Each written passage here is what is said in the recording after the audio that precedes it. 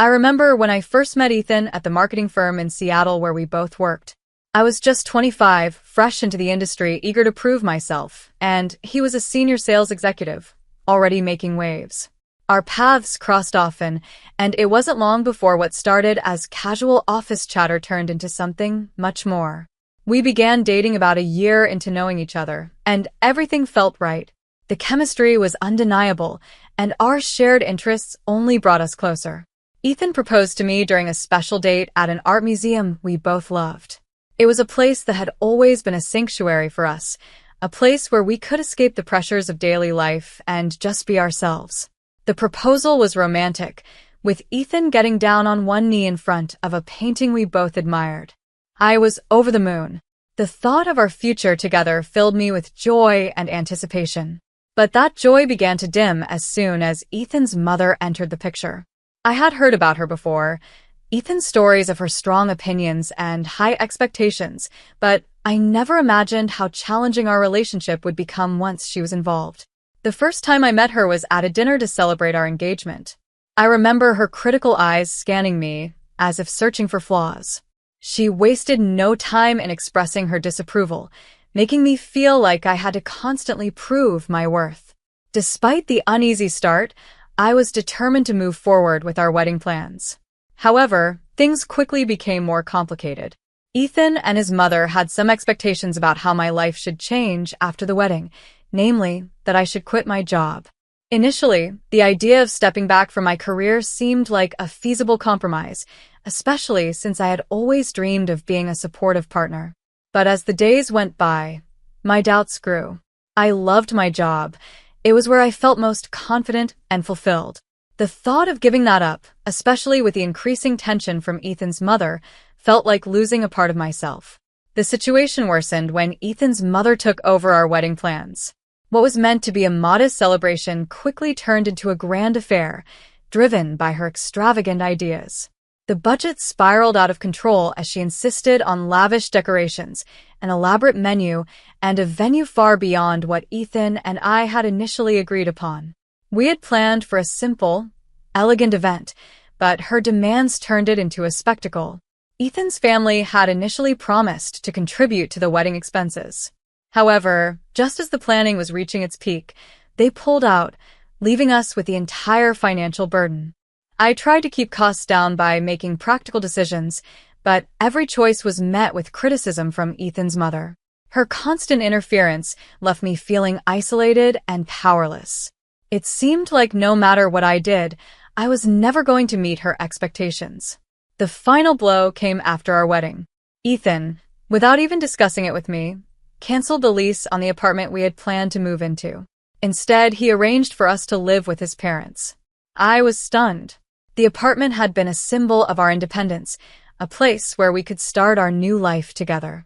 Now, it felt like I was being forced back into a situation where I had no control. I felt betrayed and overwhelmed. As if this wasn't enough, Ethan announced just days before our honeymoon that he would be going on the trip with his mother, not with me. I was heartbroken and angry. When I confronted him, he dismissed my feelings, saying it was important for his mother to have this time with him. Then, in a shocking act of cruelty, he destroyed my passport, making it impossible for me to join them. In that moment, everything came crashing down. I realized that I had married into a toxic and controlling environment, with Ethan completely under his mother's thumb. The betrayal felt like a cold, harsh slap in the face. I had hoped for a partnership based on love and mutual respect, but instead, I found myself in a nightmare of manipulation and control. Despite the emotional turmoil, a spark of resolve began to flicker within me. I had been documenting my interactions with Ethan's mother throughout the wedding planning process, initially just to keep a record. Now, those recordings became my lifeline. They were a tangible reminder of the toxicity I had been enduring and a crucial tool as I began to consider my next steps.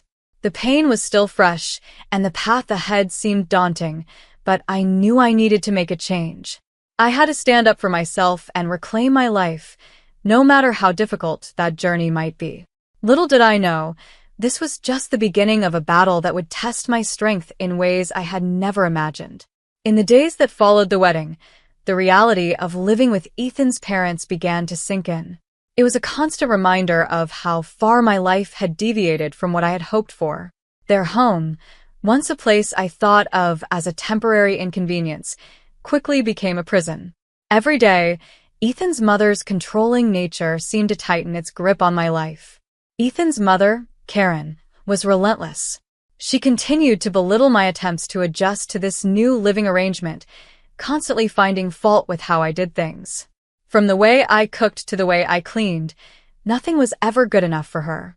I felt like I was walking on eggshells, trying to avoid her scrutiny and criticism, but it was impossible to escape.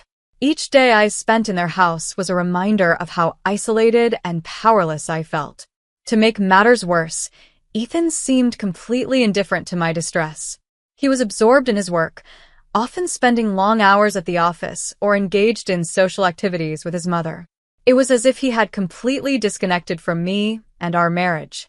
Every time I tried to discuss my feelings or suggest we talk about our situation, he brushed me off or deflected the conversation. It was clear that he was more concerned about keeping the peace with his mother than addressing the problems in our marriage. Then came the crushing blow. Just days before our honeymoon, Ethan dropped a bombshell. He announced that he would be going on the trip with his mother instead of me. When I protested, demanding to know why, Ethan's response was cold and dismissive. He said it was important for his mother to have this time with him, and that I should understand. My heart sank. It felt like the ultimate betrayal.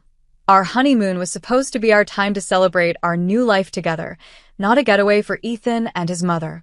My anger and hurt reached a boiling point when Ethan went so far as to destroy my passport. I had been planning on joining them, hoping maybe I could salvage some of the trip, but when I found out my passport was gone, it was like a final blow to my sense of self. I was trapped in a situation I couldn't escape, with no way to even leave and find some solace. The emotional weight of it all began to take a serious toll on me. I was overwhelmed and felt utterly helpless. I knew I had to find a way out, but I didn't even know where to start. The idea of confronting Ethan and Karen seemed daunting and futile. They had already shown me how little they valued my feelings and opinions. Amidst the chaos, I found myself turning inward. I began to reflect on the decisions I had made and how I had gotten here. My once bright and hopeful outlook had been overshadowed by a toxic environment and a controlling mother-in-law. I felt like I had lost a part of myself in the process. One evening, as I was trying to make sense of everything, I stumbled upon the recordings I had kept during the wedding planning. Initially, I had just wanted to document the process for my own peace of mind, but now they were a record of the emotional abuse and manipulation I had endured. Listening to those recordings was both painful and illuminating. They highlighted the extent of Karen's interference and Ethan's lack of support. It was clear that I had been subjected to more than just an overbearing mother-in-law. I was living in a deeply toxic situation. Determined to regain some control over my life, I started making plans. I knew that confronting Ethan and Karen directly wouldn't be enough. I needed to have a strategy and gather evidence to support my case. The recordings were a start, but I needed more. I began to document everything, every interaction, every incident of manipulation or control.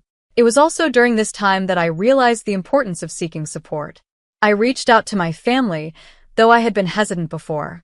I needed their support and understanding more than ever. My Uncle David, who was a high-ranking executive at the firm where I worked, became a crucial ally. He had always been a quiet source of support in my life, and now I needed him more than ever. With the evidence I had gathered and David's support, I felt a glimmer of hope. I started to see a way out of the toxic environment I was trapped in. The journey ahead was daunting, but I was determined to stand up for myself and reclaim my life. It was clear that Ethan and his mother had underestimated my resolve. As I prepared to take decisive action, I knew that I would face resistance. But for the first time since all of this began, I felt a sense of empowerment. I was ready to confront the betrayal and fight for my future. The path was still unclear, but I was determined to navigate it with strength and resolve. The days following Ethan's announcement about the honeymoon were a blur of anger and despair. I was trapped in a house that felt more like a cage every day, with Ethan and Karen continuing their toxic control over every aspect of my life. I knew I had to take action, but the enormity of the situation felt overwhelming. Every time I tried to approach Ethan, he was either dismissive or evasive. I could sense his increasing detachment and his complete alignment with his mother's wishes. Despite feeling emotionally drained, I used my anger as fuel. I reviewed the recordings and notes I had collected, each one a reminder of the manipulation and control I had endured. I started organizing the evidence systematically, hoping to build a strong case for myself. My Uncle David's support became even more crucial. I needed his expertise and his position at the firm to navigate the next steps. One evening, after a particularly grueling day of sifting through my recordings, I met with David at his office. The seriousness in his eyes as he listened to my story gave me a renewed sense of purpose. He was shocked by the extent of Ethan and Karen's manipulation, and his support gave me the courage to press forward. "Laura," David said with determination, "you're not alone in this. We're going to make sure this gets handled properly. Let's start by reviewing the evidence you've collected. We need to build a solid case." His words were a balm to my wounded spirit. We spent hours going through the recordings and organizing them into a coherent timeline of events. David's calm demeanor and logical approach helped me see a way forward amidst the chaos. It was clear that Ethan's actions, combined with his mother's interference, created a toxic environment that was not just emotionally abusive, but also involved financial misconduct. The next step was crucial, gathering more evidence of Ethan's embezzlement. I had suspected something was off when I stumbled upon financial discrepancies in some of the documents I had access to. With David's advice, I began to carefully collect and document these irregularities. It was a risky move, but I knew it was necessary. Weeks passed, and I started to notice Ethan and Karen's increasing frustration with my apparent detachment. They continued to try and manipulate me into resuming my duties as a wife, expecting me to fall back into the submissive role they had envisioned for me. Their efforts only fueled my resolve. I wasn't going to let them undermine my self-worth any longer. Then came the pivotal moment. I finally gathered enough concrete evidence of Ethan's embezzlement and his mother's complicity. I had meticulously documented financial records, emails, and other relevant materials that painted a clear picture of the corruption. With David's help, I presented this evidence to the authorities and the company's internal investigation team. It was an intense and nerve-wracking process, but the gravity of the situation propelled me forward. As the investigation unfolded, the pressure on Ethan and Karen intensified. Ethan was called in for questioning, and his previously confident demeanor started to crack. The walls of their deceit were closing in, and the once seemingly impenetrable facade of their control began to crumble. Meanwhile, Ethan and Karen returned from their ill-fated honeymoon, their faces a mix of confusion and anger as they realized the extent of their predicament. They were completely unaware of the storm that was brewing back home. When they tried to pressure me into resuming the marriage, expecting me to bow to their demands, they were met with an unwavering resistance. "Laura, you can't do this," Ethan pleaded one evening as he tried to convince me to put everything behind us. "We need to work things out." "No, Ethan," I responded firmly, my voice steady. "I've seen who you really are. I've seen what you and your mother have done. I'm not going to be manipulated anymore." Their attempts to regain control only highlighted their desperation. I knew that the battle was far from over, but I felt empowered and resolute. I had taken significant steps towards reclaiming my life and ensuring that Ethan and Karen faced the consequences of their actions. In the midst of this turmoil, I found solace in the support of my friends and family, especially David. Their belief in me and their encouragement helped me stay strong. I was no longer the person who had been swallowed by uncertainty and fear. I was reclaiming my power and taking charge of my future. As I prepared for the next phase of this journey, dealing with the fallout of the investigation and moving forward with the divorce, I felt a mixture of apprehension and determination. I was ready to face whatever came next, knowing that I had the strength to overcome it. The path ahead was still fraught with challenges, but I was no longer alone, and I was no longer powerless. The aftermath of the investigation was a whirlwind of legal battles and emotional turbulence. With Ethan's embezzlement exposed and his fraudulent activities making headlines, the firm moved swiftly to distance itself from the scandal. Ethan was dismissed, and legal proceedings were initiated against him and his mother. I was both relieved and anxious. Relief came from knowing that justice was being served, but anxiety lingered as I faced the fallout of my actions. Ethan and Karen's attempts to manipulate me had reached new heights upon their return. They seemed to be in denial about the severity of the situation. Ethan tried to reach out, claiming he wanted to make amends.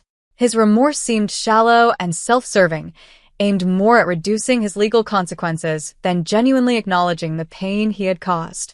One evening, he showed up at my apartment unannounced. "Laura," he began, his voice strained, "I know you're angry, but you have to understand, I didn't mean for any of this to happen." I took a deep breath, trying to keep my emotions in check. "Ethan, the damage is done. Your actions have had consequences far beyond what you can imagine. I'm done trying to fix things that you broke." His face fell as he realized that his words had no power over me anymore. The legal system had already taken its course, and the weight of his actions was pressing down on him. Karen's position was no better. She was also facing legal scrutiny and had been publicly criticized for her involvement in Ethan's schemes. Despite their attempts to convince me otherwise, I remained resolute in moving forward with the divorce. I had long since made peace with the decision, knowing it was necessary for my well-being. The legal process was long and tedious, but every step was a reaffirmation of my strength and determination. With David's guidance, I navigated the complexities of the divorce proceedings, ensuring that I was protected both legally and financially. The divorce was finalized, and I felt a profound sense of liberation.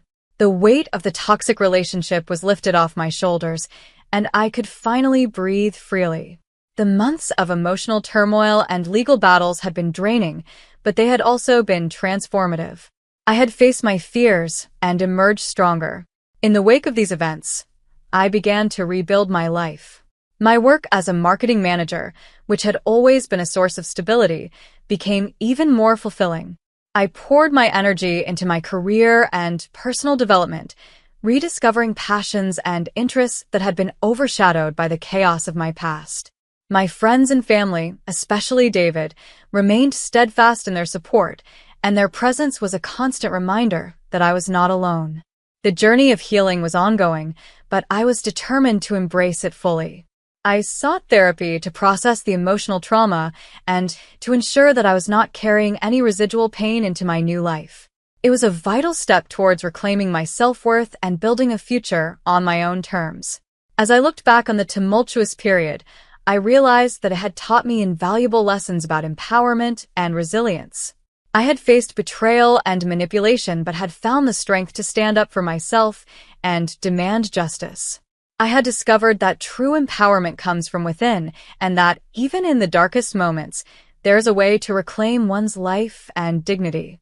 With the legal battles behind me and a renewed sense of self, I began to focus on the future. My career flourished, and I explored new opportunities that had once seemed out of reach. I surrounded myself with positive influences and continued to build a support network of friends and colleagues who uplifted and inspired me. Ethan and Karen faded into the background of my past, their influence diminished by my strength and resolve. I knew that I had taken back control of my life and was moving towards a future where I could thrive on my own terms. The pain of betrayal had been replaced by a sense of accomplishment and hope for what lay ahead. In the end, I emerged stronger, having navigated the storm of betrayal and manipulation. My story became one of triumph over adversity, a testament to the power of standing up for oneself in the face of overwhelming odds. The journey was not easy, but it was transformative, and as I looked toward the future, I did so with the confidence that I had the strength to face whatever came next.